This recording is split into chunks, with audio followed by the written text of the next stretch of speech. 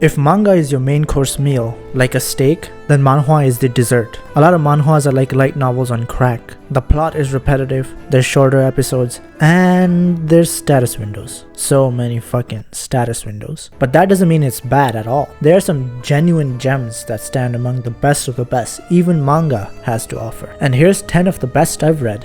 Most people will usually be like, ooh, this is just my opinion, maybe you won't like these as much as I do. Nah, shut the fuck up. Each one of these is legendary in its own right. I would say check them all out, but there are chapters on the video to skip to if you only find one of these titles interesting. So you can forward to that if you want. I'll try to be as concise as I can. The first manhwa I'm going to talk about is called Bastard. If you want a psychological thriller, it doesn't get any better than this. Bastard is about a teenage boy who lives with his dad, who's a serial killer. That's not a spoiler, it's in like the first chapter. If it already intrigues you, trust me, it only gets better from here. This manhwa has the same vibe as Promised Neverland had in season 1. Trying to report your father to the authorities, who's incredibly intelligent, and watching your every move makes for an incredible thriller. And it's much more realistic too. It's not smart for the sake of sounding smart, like in Promised Neverland, for example. When the children are doing some expert level engineering tactics and expert athletic feats, I'm here thinking like, aren't they supposed to be in elementary school? Last I checked, these motherfuckers could barely count. Bastard is much more grounded in its approach, and as a result, much more thrilling, since you can fully immerse yourself in the mind games. Not to mention, the ending is by far one of the most satisfying I've seen. Definitely check Bastard out. It's worth every bit of your attention. Solo Leveling is getting an anime adaptation, so you can wait for that if you want. Although I would say the original art is godly. I don't know how they're gonna replicate that in an anime format, but a kid can dream. I'm sure you've heard of Solo Leveling before, since it's one of the most hyped manhwa out there. But for those of you who don't know it, Solo Leveling is about a hunter in a world of monsters and hunters. And Sung Jin-woo gets the ability to be the only one to level up, hence the name Solo Leveling. Yeah, it sounds generic, but trust me, it is the best power fantasy out there. The art is godly. The story is actually really good since it's able to move away from the generic tropes while also being able to play right into the same generic tropes. That's a first. And the drip. Oh my god, the drip. Sung Jin-woo is out here rivaling Bleach in drip. Now I know why they call him Sung Jin-woo, because he can woo any woman if he comes out here looking so. Whew. I would genuinely say that Solo Leveling is the best power fantasy manhwa out there. So if you're into power fantasies done right, because let's be honest, 99% of power fantasies are garbage, this is definitely for you. And there's an overarching message about how even that person at the bottom of society can get to the top given enough perseverance and creativity, so you know, that's cool. Enough said. Check it out if you haven't already. Alright, this next one is genuinely one of my favorites. I feel like I've said that way too many times about this manhwa, but I have to, since not many people actually know or read it. It's kind of a sleeper hit. The manhwa I'm talking about is Lookism. Lookism is about a fat poor kid who has experienced nothing but bullying and prejudice as a result of his looks and status. However, when he moves out to go to a new school, all of a sudden, he mysteriously wakes up in another body. This new body is perfect in every way possible. Looks, athleticism, even knowledge. He can switch between the two bodies he has. When one of them sleeps, the other wakes up. He decides to go to his new school in this new perfect body, while in his original body, he works the night shift at a convenience store. He experiences a whole different perspective and treatment people around him simply because of his look. Hence, the name Lookism. That's how it starts anyway. I don't want to reveal a lot more since I want you to go into this blind and experience it yourself. There is a recent anime season of Lookism out right now on Netflix. The adaptation is actually pretty good. The only difference is that some of the characters have had their designs changed. There's only 8 episodes so far, and you might be thinking, why only 8?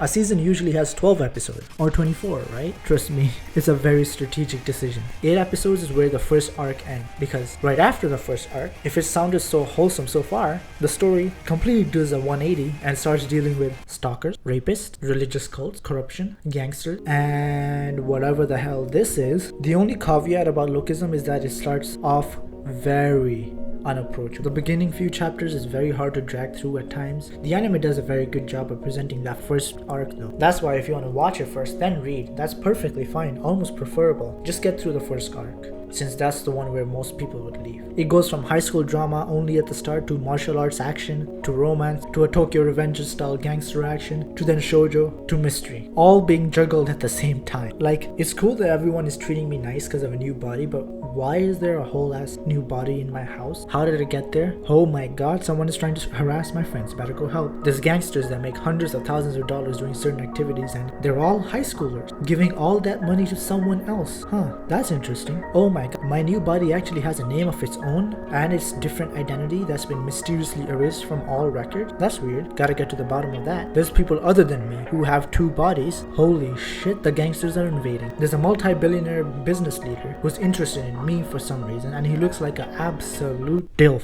Why does he have to be so fucking hot? There's a K-pop idol who knows about me having 2 bodies and wants me to unite all the different gangs under one banner, and in exchange he will tell me the secret, huh? And all of this is happening while he makes friends with powerful high school gang leaders himself, experiences normal high school drama, and pursues self-improvement in his original body despite having the perfect one. All the while, the story is able to keep an overarching message consistent with the themes of Lookism. I don't know how the fuck the author is able to rein in all of this chaos, but not only is he able to control it, he excels it by having all these starkly different themes build on each other. Enough said. Read it or watch the anime and then read it. Get through the first arc and you'll know what I'm talking about. Alright, coming in hot and heavy, another psychological thriller with a twist of the apocalypse stands Sweet Home. Turns out the author that created Bastard, the manhwa I recommended before, is really good at writing psychological thrillers. The man just doesn't miss. Sweet Home, in my opinion, is even slightly better than Bastard, and that's purely due to the virtue of it being a survival apocalypse horror. It just suits my taste more. Most apocalyptic stories are lacking in the apocalypse part of the story, which is the whole point. I'm always left wondering, how in the absolute fuck did the military lose to zombies in The Walking Dead? We have fucking death birds that we call F-15, a whole ass behemoth called the M1 Abram tanks. We have flying fortresses called the A-10 Warthogs. Don't get me started on the A-10 Warthogs. How the absolute fuck do we end up losing to this? The only way you turn in The Walking Dead is by dying or getting bitten. Both of those are very easy to control. Most of the time, in most apocalypse stories, the apocalypse doesn't even make sense. Sweet Home, however, is the exact opposite. Most of the time, when I read Sweet Home, I'm left wondering, how in the absolute fuck did we even survive? The main characters are absolute beasts, and I'm still at the edge of my seat. All of it just makes sense. The author's previous experience with psychological thriller mixed in with the actual nature of the apocalypse, which I'm not gonna spoil, makes for some extreme scenarios that haunt your nightmare. Each character is extremely well written. Each scenario is a genuine struggle for survival. Despite their best efforts, some people die. Some end up fighting and winning against impossible odds. All wrapped up with a very neat little bow with a fantastic ending. Sweet Home is worthy of being a must-read. You like boxing? Me too. Fuck, this is a terrible introduction. Anyway, The Boxer is a rare action manhwa that's going to defy all of your expectations. From art to action to existential dread, it has it all. This story hits so hard at times. You might think you're the one boxing. Get it? Fuck, what is happening to me? The Boxer starts off with the introduction of 3 children. One is blessed with natural born talent, hailed as a genius among all his peers. The other is weak but gifted in a strong spirit, a will that never gives in. While the third kid is odd. He says nothing. He doesn't participate in anything. Whenever he gets bullied, he just takes it, never fighting back, staying still with an empty expression. The genius develops a ruthless personality, hailing himself above all, dominating others weaker than him, making them suffer. The second kid, with a strong will, is picked on the most. He isn't strong, so he's bullied the most. He curses his body for not being born with talent. And the third is left alone. He doesn't interact with anyone, nor does anyone interact with him. Bullying him is boring, and hanging out with him is also boring. But everything changes when a legendary boxing coach visits the area looking to train another boxer to stardom. He looks at the genius and instantly realizes that he's found the person he was looking for to train. But just before he was about to leave, he looks out to see the third, emotionless child getting beaten up. Something catches his eye, so he confirms it by trying to beat the third child up to death himself. His realization comes true. The third child is a monster. He is so strong that even geniuses pale in comparison. He instantly overturns his previous decision and picks the third train. And this is how the story begins. If this synopsis has intrigued you in the slightest, read it, because trust me, it gets so much better than it already sounds. The series tackles some hard-hitting questions in a way that I haven't seen any other sports-oriented stories tackle. Does natural talent overturn hard work? Is winning the only thing that matters? What is truly the nature of life? Most sports stories, especially boxing, follows a protagonist that's the typical good boy. Ubu, I'll work hard and become the champion. It doesn't matter how much I fail, I'll train hard and overcome all obstacles. The boxer follows Yu, a main protagonist who is powerful from the very beginning, so much so that you cannot imagine him losing. He has no morals. More often than not, he's the literal wall that other protagonists need to overcome, but they don't, simply because they lack his talent. I won't spoil anymore. This manhwa is worth every bit of your time. Omniscient Reader's Viewpoint is about a guy who is a fucking loser. But hey, he reads this cool underground niche light novel. He's the only one to have ever fully finished the story. That's how niche this light novel really is. Well, turns out the world is ending and the story in the light novel became real. And he's the only one who knows the story inside out. The characters are pretty good. The story itself throws you around for a loop many times. The setting keeps changing due to the nature of the story, so every arc is fresh. The main character isn't a pussy either, like in other stories of this ilk. He's pretty fucking based. There's also gods who are watching Earth like it's a Twitch stream, so that's pretty cool. They even donate coins and everything. There's like subs. This is all I can say without spoiling it, so I highly recommend that you check this out. It's pretty cool. There are certain stories that inexplicably draw you in. Stories that on the outside seem ordinary but end up teaching you lessons you never thought you would learn in a fucking manhwa. SSS Suicide Hunter is one of those stories. The story is about a hunter who's really weak until he receives a S-rank skill that lets him steal the skill of other people who kill him, but he dies as a result of it. Yeah, it's a pretty shitty skill. However, he just happens to die at the hands of a person who had the skill of reviving 24 hours earlier if they die. So now he's basically immortal and also able to steal the abilities of others by dying to them. The beginning seems nothing special, but the story soon turns legendary. The art is godly, the characters are incredibly likable, the main character is so fucking cool. Eventually he ends up having to go through the memories of everyone who kills him. Knowing people's traumas and having the ability to go back in time after death combines into some powerful moments in the story. And the setting of climbing a tower with new worlds and premises being introduced after each level also makes for fresh scenarios, keeping the reader engaged. So basically, the main character is Subaru. If he wasn't a little bitch and actually made full use of his powers to help himself and all those around him. The highlight of this manhwa is entirely the characters. They feel so real and genuine, each with their own flaw that can be unwrapped through the main character. The main highlight by far is how the main character deals with the traumas and challenges of the characters in the world he faces. This story will definitely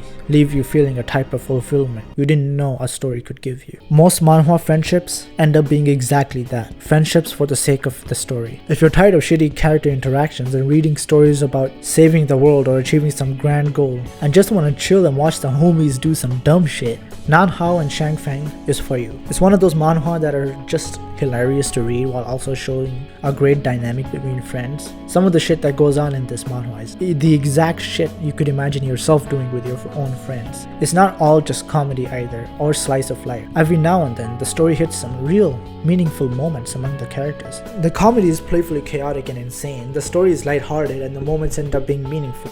For you slice of life fans that exist out there, this manhwa is for you, you fucking weirdos. Do you like mystery? Do you like detective stories? Do you like incredibly well written characters? Do you like godly art? And most of all, do you like hot men?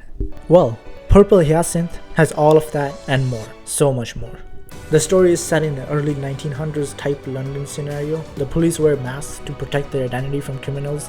The leading mafia organization is growing in power and there is no technology. The rich get richer and the poor grow in contempt. The main character is a female detective who has the gift of knowing exactly when a person is lying. She ends up being forced to work with the greatest assassin criminal in the city to take down the criminal organization. The characters grow on you quicker than even the godly art immerses you. As you slowly unravel the mysteries of the world, you start seeing the individuals of the story as simply nothing more than normal people, each having their own reasons for their action. The action is often bombastic and intense. The comedy is on point due entirely to its playful cast, and the quiet moments stick with you longer than you thought they would. If the incredible art doesn't hook you, then the world building and mystery will definitely trap you. And if even those two don't work, the characters will certainly leave an impact on you. Purple Hyacinth is a manhwa worth your attention. Have you ever wondered, what if My Hero Academia was actually well written and cool? Well, if you did, then you don't have to wonder anymore because Hero Killer exists. Hero Killer follows a main character that is actually a fucking menace in every way possible. She's on a quest to find the person who killed her sister. On her journey, you'll meet villains and heroes. Through her own hard work and pure talent, she quickly makes her presence known in every panel she's in. Add to that the incredible world building, cool powers, tremendous action sequences, and characters. You can get anyone's attention. The world isn't black and white either. Sometimes the so-called villains are better. Other times it's the heroes. One thing is for sure, however. Power is all this world respects. And that's concerning considering there are people born with abilities that can level entire fucking countries. The art is unique. The main character is very likable and fucking base, unlike a certain other main character, and the story is more nuanced. The heroes are simply a dominant power and the villains are the underdog. There are no bad guys, just children with power and an unhealthy obsession with even more power. What else could you want? So I guess you can go check out each and every one of these banger manhwas because they are all that good, especially Lookism. My taste is just that good. If you disagree, you can suck my nuts. I'm always right, clearly. I tried to hold back my explanations of the manhwas as much as I could to avoid spoiling anything, but that's really hard to do when you're excited about each one of these. Hopefully I didn't say any more or less than I had to sell you on these stories. Tell me how it went after you check these manhwas out. Yeah, peace out. Vasco is best boy in Lookism. I will fight anyone to death who disagrees with this. Come you motherfuckers. Burn knuckles for life. Vasco is a real man. Yeehaw!